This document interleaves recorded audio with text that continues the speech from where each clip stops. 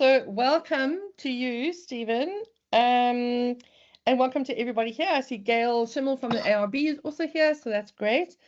Let me just introduce you. So Steven Boykey Sidley is a professor of practice at the Johannesburg Business School at the University of Johannesburg. He is also an award-winning author of 7 books. Steven, 7 books. That's a lot. And partner at Bridge Capitals. The reason we invited him to present to you today is that Steven has written a paper which was commissioned by ICAS, and it is called, well, I don't know what the actual paper is called, but he's going to be talking to us about AI in advertising, governance, regulation, and other troubles. And you'll hear, I was lucky enough to hear this talk in Cannes. And I think what was interesting for me about it was just the incredible context and depth of understanding that you've got, Steven, because you've been involved in this for a very long time. And your concerns, as we all have, around how we use this incredibly powerful tool in our businesses and the work that we do, but while retaining a sense of governance. And understanding the ethical aspects around it. So we are going to have some time for Q&A at the end. So please put questions in the chat or stay at the end, and Steven will be able to answer all of your questions. So without further ado, I'm going to hand over to you, Steven. Thank you. Thank you for that introduction. Hello, everybody. Just to give a little bit of background, this presentation is the output, one of the outputs of a paper that I was asked to write through the good offices of Gail Schimmel, who recommended me to the International Council of Advertising Standards, ICAS, who has a think tank. And they just launched a think tank, and they were thinking about what would be a good way to launch the think tank, and AI was a kind of an obvious and burning subject, and I engaged with them, and they retained me to write this paper. One of the reasons they retained me to write the paper is I teach artificial intelligence, and I write a lot about it in Daily Maverick and various other publications, but also I have some small tiny foot in advertising in my history. I was a commercial director for the Gatehouse then. It's called Terraplane now, which is one of the video production companies that does a lot of work for advertising agencies. I was involved with VWV, and I think part of a team that won a Clio way back. And I've also been a marketing director for a public company. So I've had some exposure to what happens in advertising, and I've kept a finger in, at least reading about the changes in the industry. The paper was presented in Cannes after I had written the paper, and it's quite a big paper. And if you go to the ICAS website, there's a 25% exposition of AI and advertising group with specific reference to how we govern the stuff, or how ICAS governs the stuff, or how advertising agencies think about policy guidance and self-regulation when it comes to AI, which just is opening up a Pandora's box of a great deal of issues that have never been confronted before by the advertising industry, and that is because this is a technology that has never been confronted before. So I'm going to go straight into the presentation. It is 10:06. I'm going to try to go until about 10 to 11, leave some time for questions. Gillian, I'm going to do the share again. You tell me whether you can see it. There we go. Let me go to full. That's good. Okay.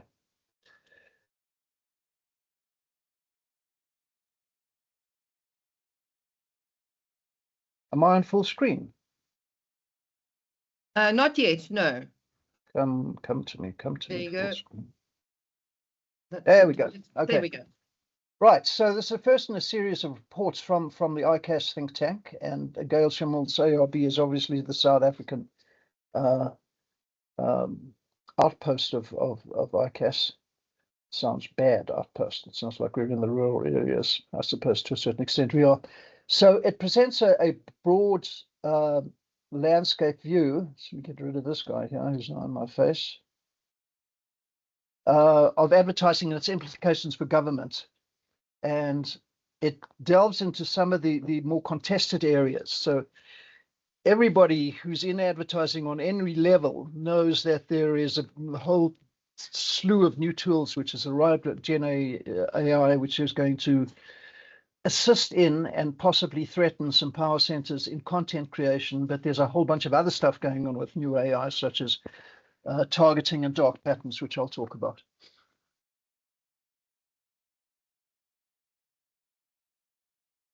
Come on, we're getting order. There you go. Okay, so background. AI's arrived en masse. I don't have to explain that to you, advertising industry. Oh, there's another point. When I went to Cannes, you know, there's, I don't know how many people are there, 100,000 or so. There's the rank and file of the advertising agency from around the world is there. Probably many of you been to Cannes.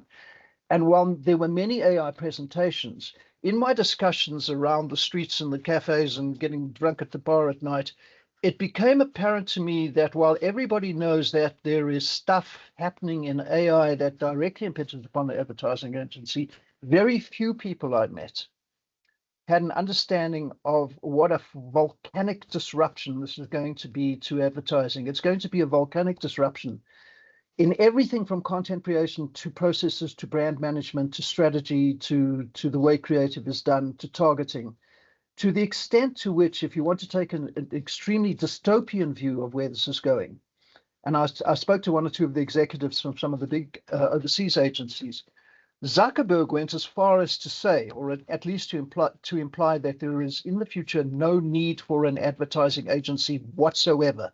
You simply, if you're a company, you write a brief about the product or the product line or the new division or the message you want to get out, you send it to Mark Zuckerberg's people, they will set the whole thing into a process, starting with algorithms. It would be brand strategy, it would be creative, it would be media strategy, it would be media placement, it would be copy, it would be music, it would be monitoring ROI and fine-tuning the ads if the sales are up and not up enough, to the extent to which he said, we will guarantee an increase of sales for your product. So that's the dystopian view of cutting advertising agencies out altogether. That, in my view, is by far an overreach, but there are people thinking those terms, and certainly parts of the advertising process will be deeply affected by this. Okay, so AI is new to the public. We know it's very, very different from what we've seen before, and I want to explain why it's very, very different than what we've seen before. Throughout the history of technology development, starting way back in the 19th century, we could go earlier, but let me start there. You know, you have electricity and you have radio and you have the industrial assembly line with Ford and you have TV and you have computers in the 1950s and then the integrated circuits in the 1960s and then PCs in the 1970s and then GSM and then laptops and then cell phones, and then moving into the 21st century, the two most important technologies that have been developed is first crypto, which is an entirely different subject, which I won't get into, but AI. And the reason why AI is different to any other technology of great impact that has ever been invented by humanity is the following simple reason. It is the only technology that we have invented which learns. And we don't understand what that means. Not only does it learn, it can learn autonomously once we've set it off. And as a consequence of that, we have no ability to predict where it will be in the future. And we have already been guilty of under-predicting how powerful this thing is. Nobody believed what happened in 2022, in November, when ChatGPT arrived. Nobody believed how fast it would move, even up until this point in 2025. That's why this time is different. What is worse is that we don't fully understand its power. So I'm going to, and neither do its creators. I'm going to get into that in a second. Advertising already has effective principles, governance, and self-regulation. Existed for a long time, as you well know, and they've been incredibly effective through the guidance and self-regulation industry bodies. The self-regulation has worked fantastically well. So the question And once again, I say to you, my discussion today is about governance of this AI. Why do we need to regulate AI in advertising at all? And if we do need to regulate it, why do we need to regulate it? And if we are going to decide to regulate it, how are we going to regulate it? That's the bottom line and the description of this. Okay.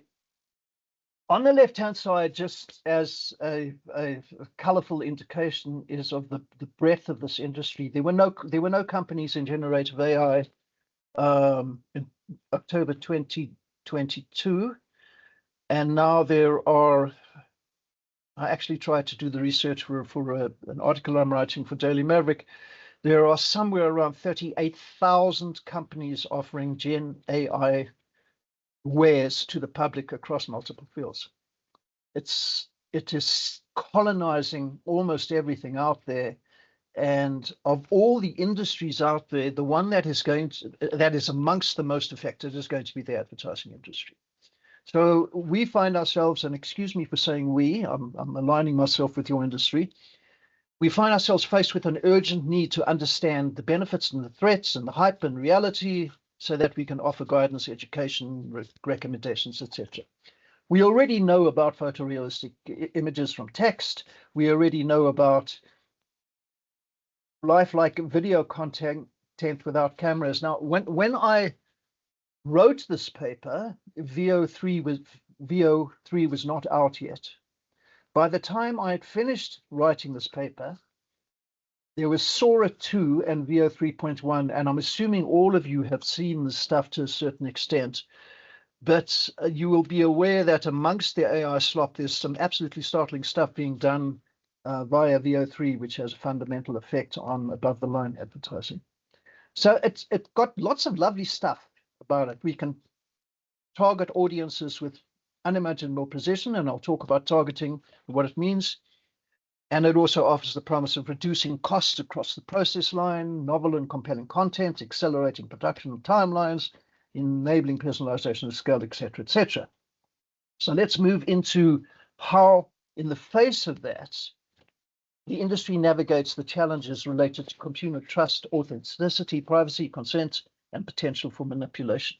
Before I get into the advertising part of the presentation, I've got to keep watching my clock over here. I usually like to start off this way. Don't be scared by the equations on the right. When I stand in front of an audience, and even a professional computer science audience, and say, please tell me the difference between a piece of software that uses AI and a piece of software that does not use AI. How do you know if AI is in there? What distinguishes AI from good old software? Even most professionals in the business cannot give a succinct answer to that. So I'm going to try and do that. Human beings solve problems by deductive logic. Right? We have a set of rules that we apply from axioms, and we get a solution on the other side. So whether it be a set of rules, which is a cooking recipe, where we put various input in and we get the meal at the other side, or it's a function in mathematics like x squared, which you see on the right, where we put in a number that we know and we give it to an algorithm that says x times itself, and we get an output that we don't know. That is deductive logic. So that is the way humans think. That is the way we have solved every problem in the history of humanity, through deductive logic. AI works in a completely different way. And that's the equation at the bottom, is that we know what we want in and we know what we want out, but we don't know how to do it. And the whole of generative AI is based on the following fairly simple thing to say, but very difficult to do, is that you try a zillion things until you get it nearly right. Human beings do not know how to do that. We are very bad at inductive logic. We don't have the intellectual bandwidth or wiring to do inductive logic. We don't know how to try a zillion things and recognize patterns. And fantastic evidence of this is if you ask 100 people, if 50 reds come up in around the casino, what are the chances of the 51st one being red again? Most people will say that it is very small, where in fact the answer it is still 1 in 2. We don't understand probability. Computers can deal with it very well.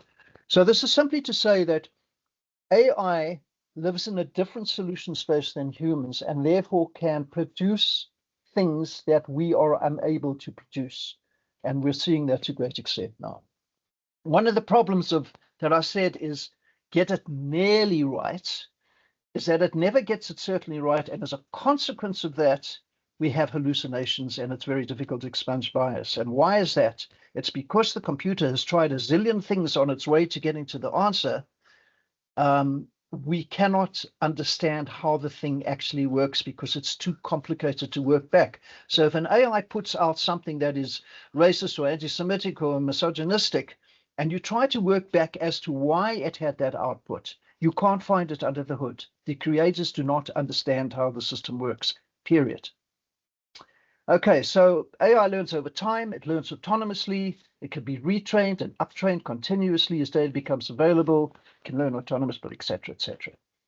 And just be aware that GenAI, and when I talk about GenAI, I'm talking about ChatGPT and video generators and image generators. There's a much larger field of AI that is not GenAI. When you pick up your cell phone and it scans your face and gives you an authentication into your cell phone, that is not GenAI. That is machine learned, but it is not GenAI. Okay. All right, let's talk about where AI is seeping into advertising specifically. Well, there's obviously creative generation, okay, videos, audios, images, and copy, plus music and sound effects, by the way.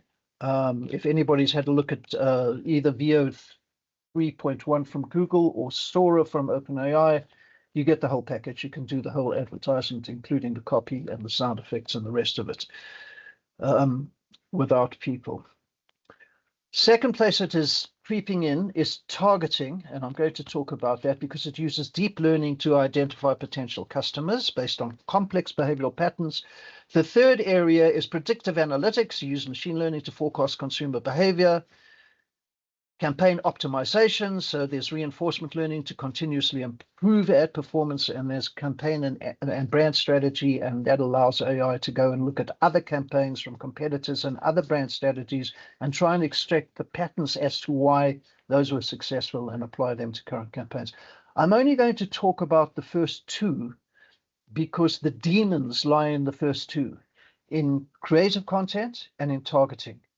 Predictive analytics, everybody has thumbs up. To campaign optimization, everybody wants that. And brand strategy, any assistant anybody can give is fine, take it or leave it. But the first two are where the monsters live, okay? We'll be doing that, sorry. Okay, let's talk about AI and the question of ethics. And this question of ethics and AI, I'm going to start off saying this is not related to advertising, okay? This is related to AI in general. The question of AI ethics is the nuclear fuel of contestation geopolitically right now. How do you ensure that this thing does right by us who have created it? There's a famous book, who many of you would have heard of, called iRobotics. There's the, iRobot. There's the cover on the right-hand side, the original cover by Isaac Asimov, a great science fiction writer from the 50s. And there's a short story in that book in which he proposes the 3 laws of robotics. And the 3 laws of robotics proposed, and this is a piece of fiction, is robots can't hurt humans, number 1. Robots are must obey humans, number 2. So you can't hurt humans, and you've got to do what they tell you.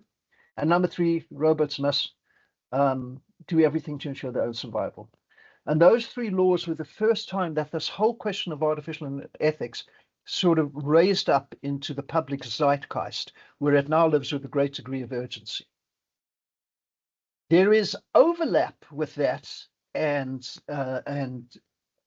AI ethics as specific to advertising, but it's not a perfect match because there's a difference in emphasis. In advertising, the emphasis is around consumer trust, informed consent, honesty, etc., etc. In general AI, the ethics problems result from the following. You get, in the training of AI, you can have bias in the training. You know, in these general big LLMs, it's basically sucked in the entire human corpus of text and as many images that it can find.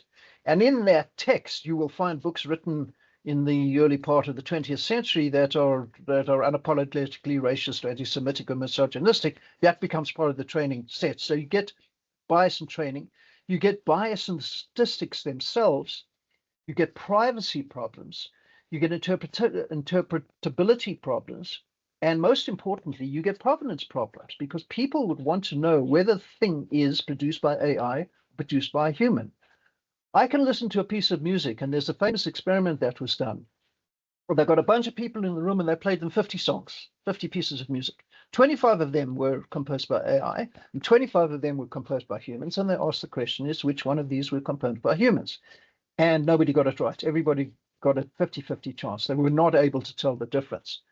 But when I listen to music, I would like to know what the provenance of that music is. I would prefer to listen to music that was composed by my own species if I had the choice. So provenance becomes a big issue. We have a secondly problem, ethics. Ethics are culture bound. People in the West do not have the same culture as, for instance, people in China. There is a different understanding of what freedom of speech and freedom of expression mean, which are two ethical pillars of the Western world. And we are never going to agree with that. So when you talk about AI, we are not going to ever get a global agreement on AI ethics because the Chinese are never going to agree with our view of ethics, and we're never going to agree on theirs. This is not like getting a global agreement on nuclear war. This is different. So around the world, we have various frameworks that have arisen. In the EU, there's a framework that categorizes AI by its potential harm. It was promulgated in September 2024. In the US, it's different. It's sectoral. They've got different ones for health and education. Each different sector has its own AI regulations. It's been devolved to the states. As you know, America tries to devolve things from the center upwards. China has a completely different view. Their entire frameworks are based on national security and social stability. And in the UN, you've got various other ones. The whole mess, the whole chaotic landscape of trying to regulate the ethics of AI is, to this point, fraught and unworkable.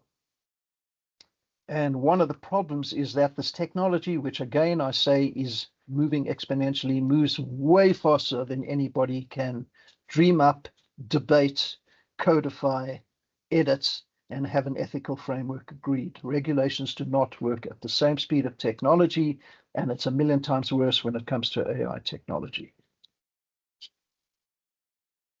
I've got to move up. Okay, so ethics, advertising. The whole of advertising self-regulation are based on these four pillars: legal, decent,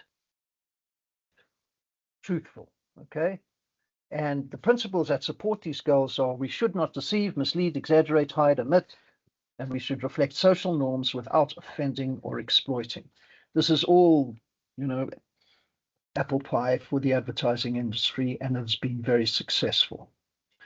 There's additional guidance to advertise using Gen AI that you should be transparent, you should disclose, you should respect intellectual property. The little picture over there of the Coke bottle is if you have a Coke can, if you have a Coke can generated by AI, you have to be sure that it is the Coke can this thing has been approved by Coke.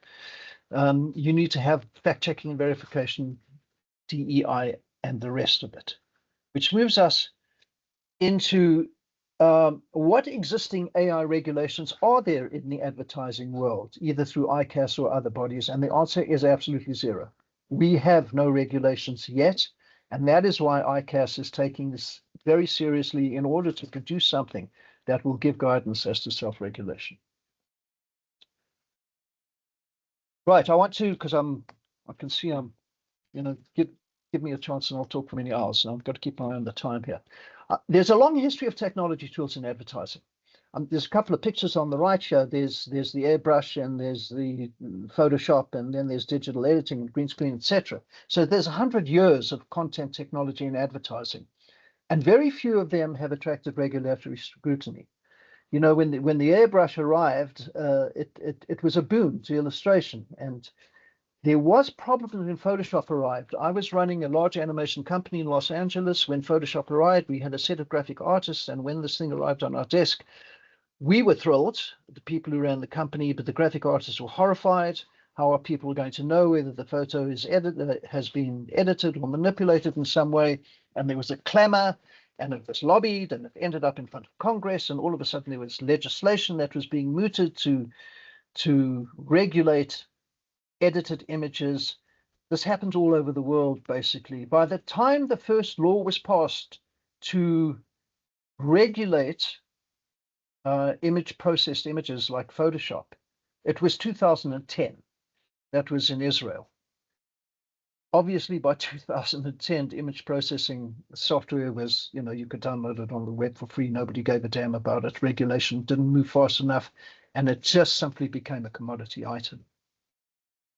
Sorry, Israel was 2012, France regulated in 2017, and Norway regulated in 2019, which is just completely absurd that anybody's regulating the images. It makes sense, obviously, to monitor and police advertising which is deceptive. It makes no sense whatsoever to try and monitor the use of the tools who did that. And so by 2019, it was of great amusement that Norway had tried to regulate the use of Photoshop. So there's little oversight, little disclosure, and few sanctions with this sort of regulation. There are some famous examples: the skinny tan ad sanction in 2019 by the ASA in the UK, individual ads being monitored, policed, and sanctions in certain contents. So content generation can be considered as just more technology, or is it completely different this time? And once again, I claim that this is completely different because of the depth of this technology across the entire content generation spectrum. I'm not going to show this to you, firstly because it takes 2.5 minutes, but I assume when I did this, as I said, VO3 wasn't out yet from Google, the video generation ones. This was done 10 months ago, before all of these video generation programs came out. And it is a 60-second ad or a 30-second ad, obviously using GenAI, followed up by a series of face-to-face interviews with the producer and the art director and the person of client. And while it is evident, because it's an AI presentation, that this is using GenAI, what was not evident was the face-to-face interviews, the real interviews. All of those actors were generated by AI as well. There was no human beings used in an entire 2.5-minute piece. The most important message of this video, which I'm not going to show, is that the video was done, the actual commercial that was created, which was mediocre, it wasn't great. It turned out to have been created by one guy who had nothing to do with the ad industry or the creative industry in 3 weeks on an $800 laptop. Everything, sound effects, music, copy, blah, blah, blah, blah, blah. And that was the shocker, not that it was a good ad. You don't have to worry. Okay, so let's move into, if we are going to take a position that in order to maintain consumer trust, one needs to label, we get into a whole bunch of practical and philosophical problems. So I've only got 2 graphs in this presentation, or two graphics. The first one is a study that was done by YouGov in 2024. Don't have to look at this picture in detail. The message is simply this: on the red side, there were a series of questions asked about comfort with AI, comfort in editing product images, comfort in generating advertised product images in place of photography, comfort in taglines and copy, blah, blah, blah. The majority of people are not comfortable yet with AI. Consumers do not feel comfortable if they know that this thing was generated in AI. They didn't have to say why. They're just not comfortable.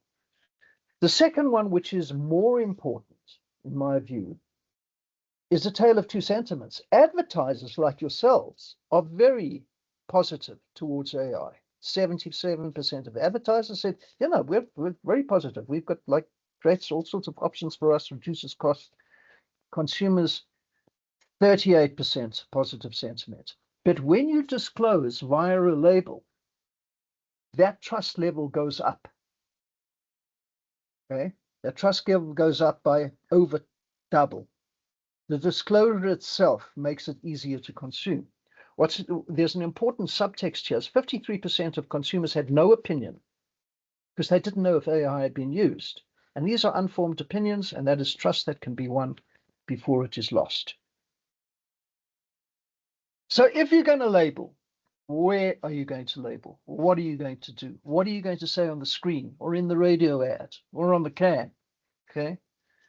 If it increases trust, we know that historically we have used labels, and it has a long history. It starts with the Food and Drug Act of 1906. There's the Campbell's can with the ingredients on the back. But the problem is labels are expensive because the real estate is expensive, whether that be real estate on a TV screen or on a laptop screen or on an audio, it's expensive. Now, here's the problem. What are you going to say on the label? This gets into the practical problem. On a can, you say what's in the food, or on a cigarette packet, you say this thing's going to kill you. But what are you going to say with relation to AI? Consider the following examples. If the visuals of the ad are generated, but not the audio or musical copy, what are you going to say? Is this AI generated or not? If a single visual element is AI generated, while the rest of the advertisement is traditionally produced, what are you going to say on the label? If 49% of the advertisement is AI generated, what are you going to say on the label? If GenAI is used for concept creation and creative approval, whereas the final product is recreated with traditional techniques, what are you going to say on the label? And if machine learning is used in production, which is AI, but is not generative AI, what are you going to say in the label? So those are some of the practical problems. What's worse is that a product suite like Adobe, which is starting to insert, and I'm picking Adobe because that's a tool that is used in lots of content production, particularly above the line production. Adobe is writing AI capability or AI code into its software that ends up on the Adobe user interface. It doesn't tell you whether what's behind the dials and buttons is AI or not. And they're not going to tell you whether it's AI or not. So the whole concept of disclosing that AI was used in this ad, you may not even know you're using AI. If you generate a background on an Adobe screen, you were always able to generate a background on an Adobe screen. You were able to do it before anybody had ever heard of AI in the 90s. You can still do it, but now it's generating using GenAI techniques. You have no idea it's doing that. The whole concept of labeling, in my view, is completely flawed. So here are some things you could say, and I'm being facetious here, okay? You can say no Gen AI was used in the production of this commercial, okay? You can have a negative label. Or you could say this entire commercial used Gen AI, actors, sets, locations, copy, music, pretty cool, huh? Or you could say AI was used in certain elements of this commercial. Or you can say AI has been used in the production of this commercial, but we're not really actually sure because we used Adobe and we don't know whether Adobe uses AI. You can say no humans in this commercial were AI generated or manipulated. Or AI was used to help in the concept phase, etc., etc. All of this becomes absurd. Now, does it mean that no disclosure is the most practical solution? If you can't establish a causal chain that leads to consumer harm, and if so, how is it policed? Is labeling dead on arrival? And the answer is, and the reason I have that picture there is the two people who are well known. The answer is no, it's not dead on arrival because there are constrained circumstances where it's reasonable to disclose, so, like celebrity lookalikes or modified lip-synced vocals, etc., etc. Others that fit the bespoke consumer harm criteria is a more powerful message to give, but this is such a fast-moving target, and regulation can't keep up. So there's a deeper dive on the subject, and one of the comments I would leave this slide with is, while those graphs that I showed you showed a great deal of discomfort among consumers about whether there's AI, that graph comes from 2024, and I absolutely guarantee you if that study was done again in 2025, the figure would go down, and in 5 years' time, nobody's going to care. This is a commodity that disappears into the background. This whole discussion about the governance of AI may be a red herring. There are a whole bunch of unintended consequences if we label, so I should probably talk about that. And there's my police guy who's the monitor looking at an ad on the screen, which has a little label on the left that says AI generated model. Here is some of the unintended consequences. You can, if people are scared of doing this, they will over rely on human content. They will do tactical avoidance, so they won't use AI. And so in order to avoid labeling, it could limit creativity. It could give a false sense of security. You could end up with geographic regulatory arbitrage, meaning that you go make your commercial in another country that doesn't have these laws, et cetera, et cetera, et cetera. There's also, as you know, disclosure fatigue. I know that you guys who do radio ads sometimes have to do terms and conditions at the end, which just doesn't help anybody and drives the consumers absolutely mad. Okay, let's move off labeling and go to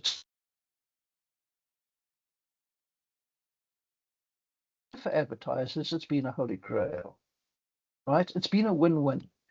Consumers don't want to be presented with an advertisement which is not relevant for them. Advertisers want the most bang for their bucks, to only showing things to people that have a chance of buying something. Okay, and there's a historical concept of this. So pre-1990s, it was demographic. You would do a woman's ad in a woman's magazine. You wouldn't waste your money doing a woman's ad in the men's magazine. This was, this is 101. Early digital era from 1990s to 2000 got a bit smarter. So you could do some targeting based on browser behavior by inserting a cookie, so you could track where the user was browsing. And then there was the integration area 2010 plus, where we got multiple devices. So now you could do cross-device tracking, and there were data brokers appeared, and you could do comprehensive consumer profiles, et cetera, Then AI targeting arrives, and the algorithms get vastly more sophisticated, identifying patterns, predicting behaviors. So there's a core tension, because us as consumers say, sell us things that we want, or at least show us things that we want, but don't pry into our lives and behaviors too much. That is the core tension of targeting. And we've all felt violated by invasions of our privacies since since AI has arrived. But on the other hand, we do want to be targeted, and finding the middle ground is extremely difficult. So what is AI supercharged with targeting? You can do predictive receptivity based on past behaviors, obvious one. Identification amongst existing customers, but you can find other customers who share similar characteristics and draw some relationships between those two people to find out more about them. Individual viewer characteristics, preferences, and contexts. You can adjust the creative at the front end, because the stuff can now be adjusted in real time, some of it anyway, across devices and platforms. So you increase granularity and real-time consumer sentiment evaluation based on natural language. So the way that consumer sentiment evaluation is done now is by keywords. You look for angry words or sad words. It's much more sophisticated than that now. They can detect nuances in language. Anybody who uses LLMs extensively knows this, and pick up emotional signals, and you can serve ads based on those. So what's a solution to this? Well, one of the obvious solutions is, you can have an opt-in or opt-out option. Now, if you give the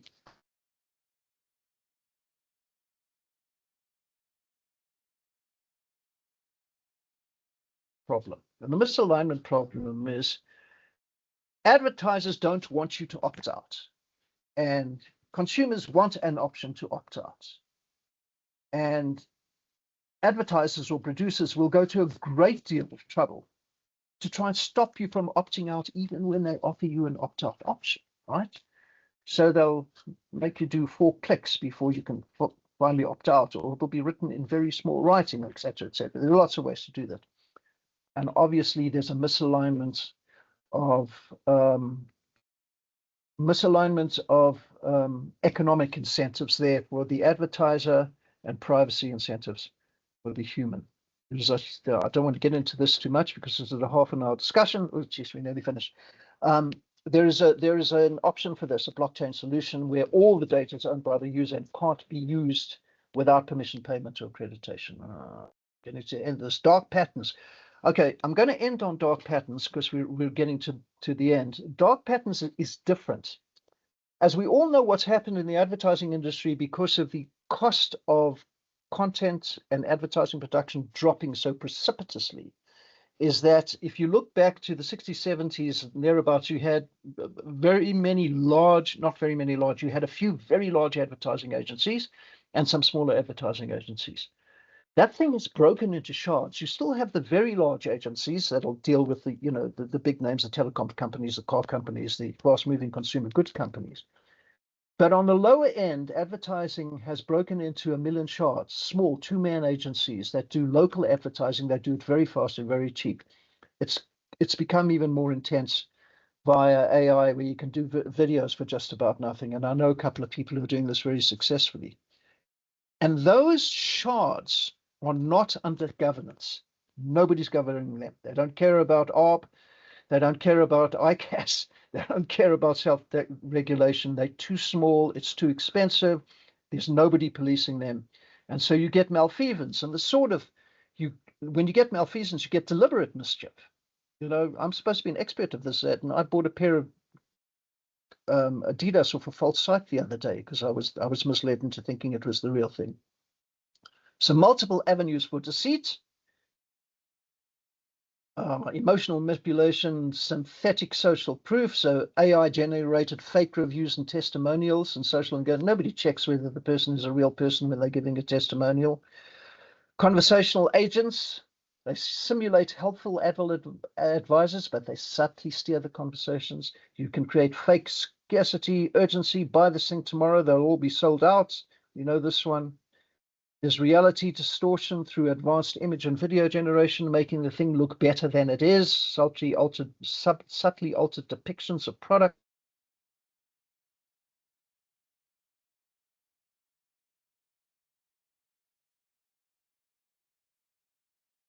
There's lots and lots of avenues for mischief, ungovernable, unpoliceable, and supercharged by AI. Where does this leave us? Okay. Is there any point in regulating AI and advertising at all? Do the current principles that we have, legal and honest and truthful, apply? Do they suffice? Is it moving too fast to regulate effectively? There are two ways to do this. You can do top-down regulation. You say regulate AI so that it aligns with our values, or you can do bottom-up, saying, I don't like this ad is bad, this ad is deceiving. And so we will sanction this particular ad. There's no solution to this problem. This is one of the things that AI is overwriting rules that have long been in place for a long time. And while because they asked me to, I said, here's what we can do. If I'm honest with myself, I don't believe any of this stuff. Okay, I don't see a solution in sight to monitor, police, and mitigate the harm, some of it explicit and some of it implicit, that will be done by AI. And perhaps we simply have to stay with what has worked in the past, which is to police individual ads, report them when have a consumer make a report to the regulator when something steps over the line, and regulate that way.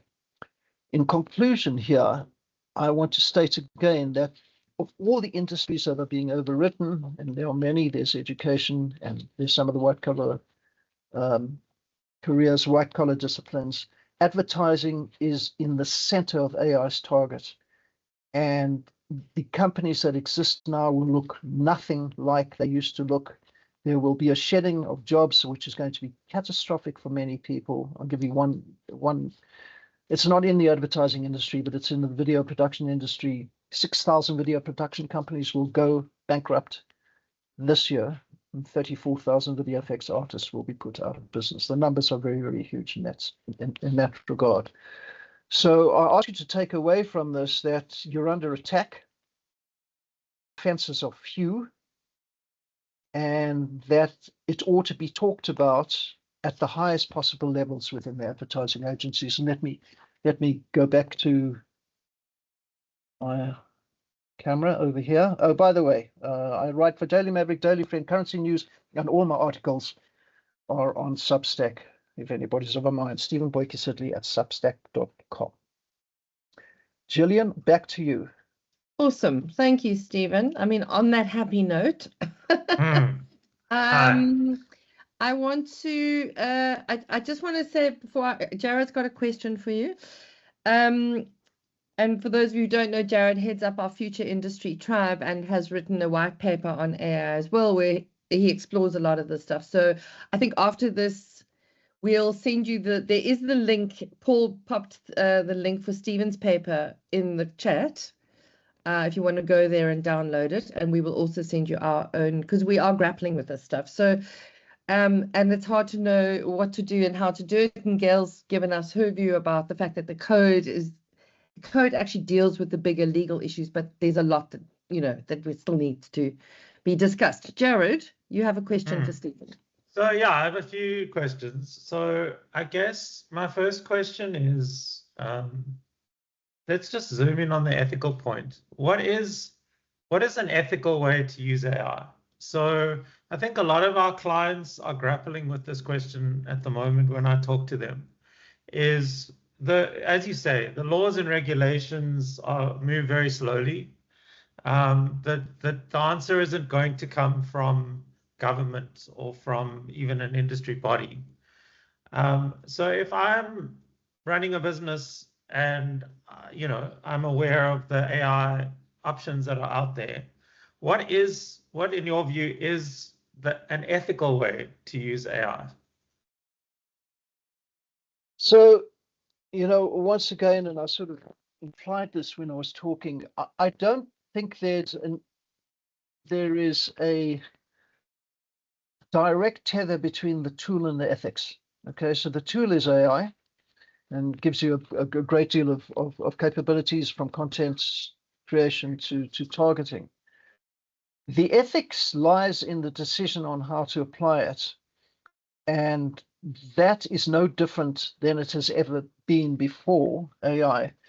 The difference is that it has to be scrutinized with greater urgency, Jared, because the capabilities of the technologies are so extreme that things can be done very fast without thinking and without giving it due consideration. So if I had to be a real pain in the arse, I'd say every advertising agency should have an ethics committee, an AI ethics committee, but nobody's going to do that because, as you know, advertising agencies in the large these days are 2, 3, 4, 5-man operations. Nobody's got the time for this. But what you end up doing is trusting in human beings to do something ethical, notwithstanding the tool that sits out there.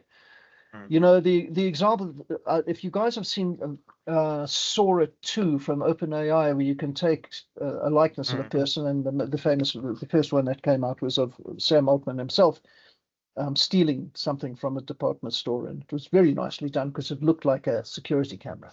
So it looked pretty realistic. That sort of thing is quite clearly unethical, and OpenAI didn't think it was unethical until everybody yelled. So it's a minefield, Jared. I struggle with this question. I don't have an answer that is going to make any sense either to you or to me.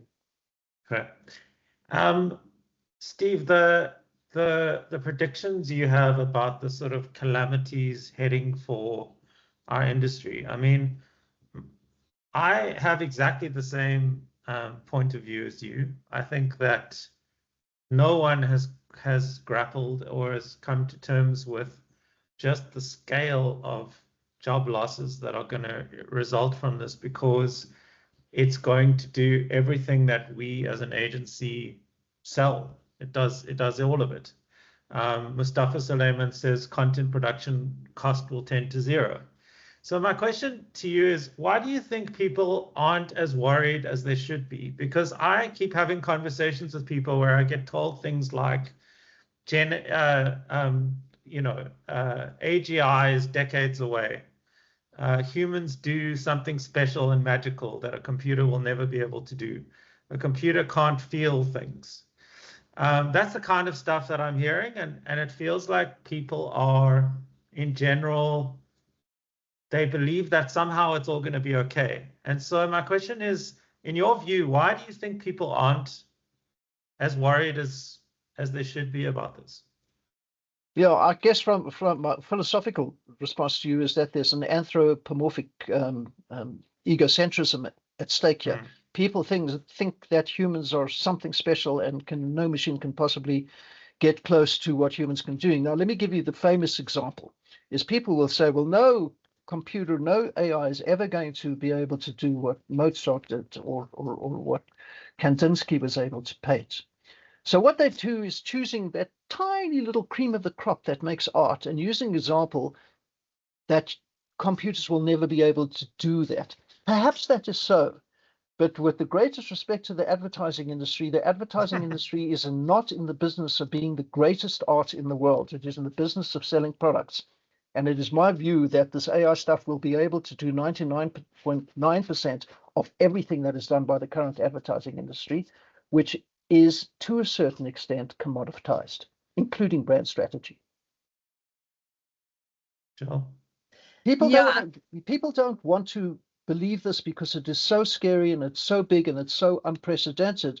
But I give another lecture, by the way, called "We're All Going to Die," okay, and where I take a look at some of the dystopian narratives around AI and utopian, but everybody remembers the dystopian. And people who have thought about this much longer and harder than I have, who are the top thinkers in the industry, think this is the dystopian, the worst case scenario is here within the next 10 to 15 years.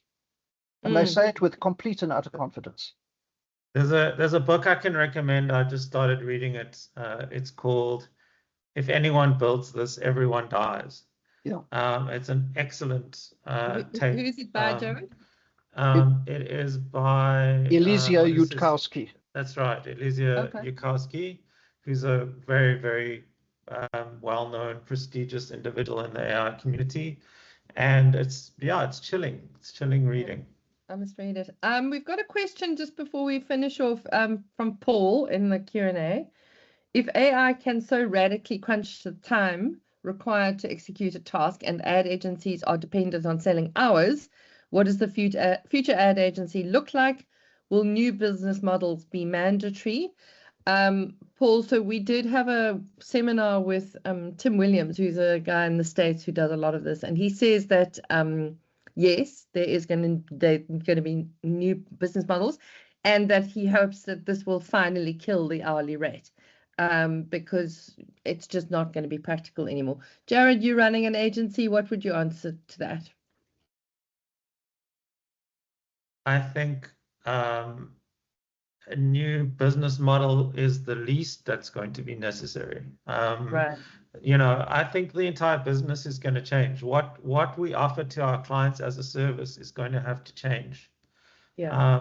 And I think the agency world, the dirty secret of the agency world is we mostly sell hours of very of comparatively low skilled people to our clients, and that makes up the base of the pyramid of an agency in terms of our revenue, and those are the jobs that are already irrelevant with current technology. So yes, I think Steve's point earlier about he knows of small kind of 1 or 2 man bands that are, and that's kind of where it's moving to. I think that's right. I think that when I speak to people who run these little agencies that are heavily utilizing AI, they have 1 or 2 or 3 people that can do the same amount of work as 50 people could in an agency like mine. Yeah, so I mean, one of the things Tim Williams did say was that agencies are going to have to productize rather than sell service or hours. They're going to have to sell what it is they actually do and not hours. So yeah, any other questions before we wrap up?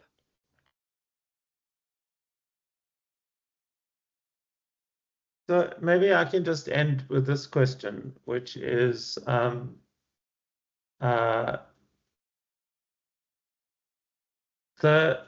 terms of the regulatory stuff. I mean, I do think labeling has all the problems that you have outlined, Steve. I mean, you flicked quite quickly past your last few slides. I mean, I know Gail's view very strongly is that we already have all the rules we need to protect us in an AI context. Is that right, do you think? I mean, do you think that the current codes of conduct that we have are sufficient to govern the utilization of AI? They were sufficient when the world was run by large agencies who took that stuff very seriously and reported diligently and were under the guidance of people like ARB. But to your previous point, when you've got hundreds and hundreds and hundreds of three-man companies who don't give a damn about that stuff, you face a problem which you can't govern. Right. Yeah. There's one last question from Isaac van der Walt. Based on Steven's comment that Gen AI tries a zillion things to try and get it right, we're also consumed by the need to track efficiencies with AI. But it looks like Gen AI is efficient in iterating non-accurate things. So do we rather need to track effectiveness rather than efficiency? Yeah, that's an interesting question. AI is extremely effective. I'll give you, I use it daily in my writing. Is the effectiveness there for the grabbing? Yes. Is it efficient in doing that? No. We know that because of the energy usage which is going to be required in order to make it effective. But that efficiency gets better and better as the technology. This technology is 3 years old, blink of an eye.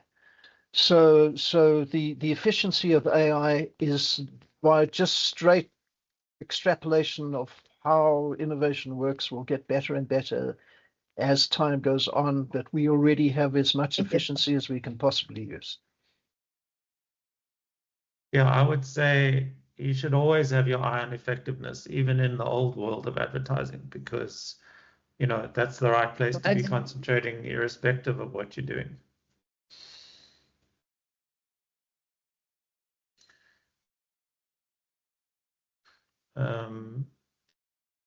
I think Gillian has frozen. Gillian has definitely frozen. All right. Well, that's only look, 3 years old, as I said.